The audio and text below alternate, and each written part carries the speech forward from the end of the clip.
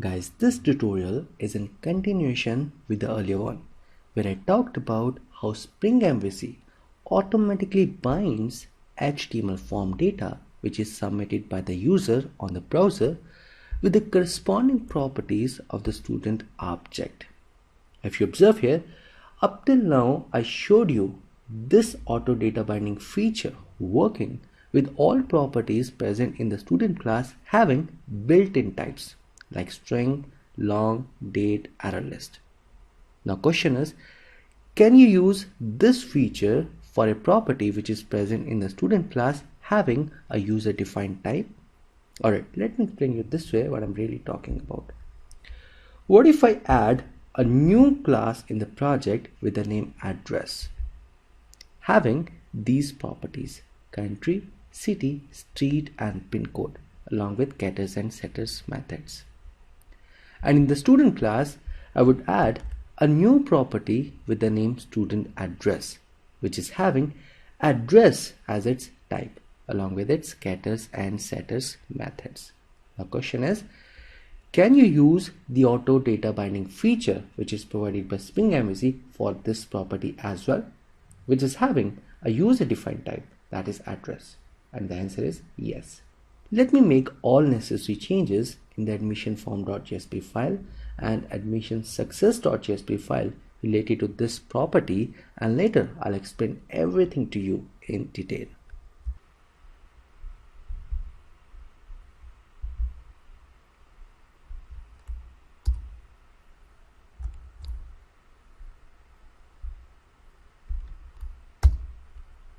Cool. So I'm done with making all necessary changes in admissionform.jsp file and admissionsuccess.jsp file related to this property which I just added in the student class. Now let's understand in detail what I've really added in these two files. Here in the admissionform.jsp file, I've added 4 new form elements: country, city, street and pin code with input type as text. Guys, now this is an important thing to learn over here.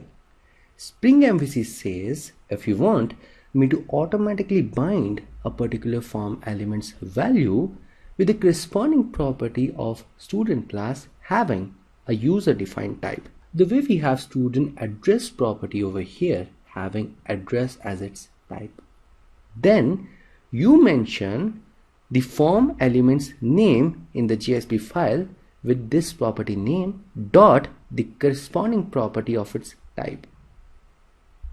And that's why you are seeing here me writing student address dot country, student address dot city, student address dot street and student address dot pin code.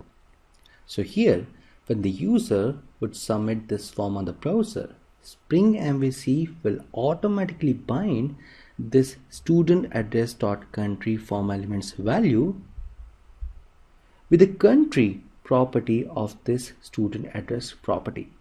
Similarly, Spring MVC will automatically bind this student address dot city form element's value with city property of student address property. And likewise, it will bind these all other form elements values with the corresponding properties of student address property. I hope you got the point. And here in the admissionsuccess.jsp file, I've added this code snippet so as to display the user entered values for country, city, street, pin code form elements along with other form elements values on the response web page after user submits admission form on the browser. Guys, let me show you this application working on the browser, and consequently I'll explain more about the changes which I've just made in this project. Now after all these changes, when a user would type this URL on the browser and hits enter, my application will send this web page as a response back. Let's say the user provides these values into these form elements. Now when the user would click on this submit button, the request will reach to this request handler method. And here this model attribute annotation would automatically bind all these form elements values with the corresponding properties of this student object. And immediately after this auto data binding task, Spring MVC would make a call to admissionsuccess.jsp file in order to produce the final response using this code snippet. Let me submit this form and show you this working. Cool.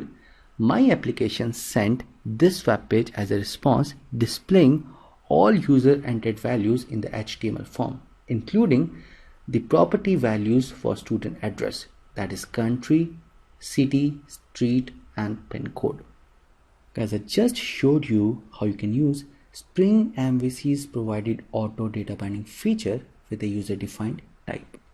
Now let's proceed further and talk about one of the most important and fundamental concepts related to data binding, and that is the concept of binding errors. Guys, in all of my previous Spring MVC tutorials, I've laid stress on one point, that the auto data binding feature which is provided by Spring MVC is like a magic to us. Developers kind of write less code and do more things with the help of this feature. But sometimes due to some XYZ reasons, Spring MVC just fails to bind the data which is coming all along with the incoming request with the intended property or properties of the corresponding object. Let me show you with an example of what really I'm talking about here. For the student mobile form element, what if I provide here some value other than a number? Say I provide here a value ABCD and click on submit button. Oops, it just failed. For this case, my application sent an error web page which is just displaying me this description of the error occurred on the server. The request sent by the client was syntactically incorrect. The reason for this application failure is very simple and clear. Here I provided ABCD as the value for student mobile form element, and when I submitted the form, Spring MVC tried performing auto data binding task, and while performing this task, it tried converting ABCD value for student mobile form element into the type long, and it cannot do so because you cannot convert a non-number into a long type. And because of that reason's sake, when I submitted the form, it just threw this error web page. Guys, I just showed you a very simple use case for which Spring MVC failed while performing the data binding task and threw this error web page. Likewise, there could be many other reasons for data binding failure at runtime. So question is, how developers should deal with such a situation when any data binding related error occurs on the server. The most common pattern which developers follow to deal with such a situation is they return back the same HTML form to the client along with the complete description of data binding errors, so that the user would refill the HTML form with all correct values and resubmit the HTML form back to the Spring MVC application. So now question is, how we'll achieve such a kind of pattern in this project. Spring MVC says, hey developers, I have something called as binding result, and if you place the binding result on the method argument for this request handler method like this, that is immediately after model attribute annotation, the way I placed here, then I would catch all binding related errors appropriately for you and put all of them into this result reference. Spring MVC says, in addition to using binding result the way I've placed over here, you add this code snippet in this request handler method, which is simply returning back the same HTML form, that is admissionform.jsp file, back to the client as a response if any data binding related error occurs on the server. There is one more change which we have to make in the admissionform.jsp file. Here you add the errors tag which is provided by Spring MVC the way I have used over here. Its job is to simply display the complete information about the binding related errors which would occur on the server to the client. In order to use this errors tag which is provided by Spring MVC, you got to add this statement on top of this web page. That is, you need to include this tag library the way I've included here. I'll do one thing. I'll quickly show you this application working on the browser with all these modifications which are made in this application. And then I would explain the complete workflow once again for all the changes which I've just made.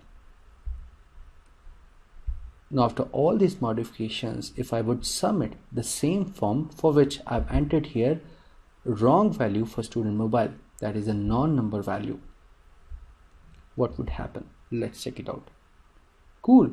This time my application sent the same HTML form back because of this code snippet that I've added over here. And because of this errors tag which I placed over here on top of this JSP file, my application sent here the complete description of binding related error which occurred on the server for this form. Guys, here in this tutorial I just meant to introduce you to the concept of binding result and how you would send the same HTML form back to the client at the time of any binding related error which would occur on the server. I'll talk more on binding result and related concepts when I would talk on form validation features provided by Spring MVC. In the next tutorial, I'll show you how developers can have more control over auto data binding feature which is provided by Spring MVC. Guys, a big thank you for liking all of my tutorials on Spring MVC series. If you have any queries or feedback, please provide them below the video or simply write to me on this email ID for all of your queries. Please hit the like button if you really like the video and do not forget to subscribe to my YouTube channel Con2 series, and I'm gonna catch you in my next tutorial.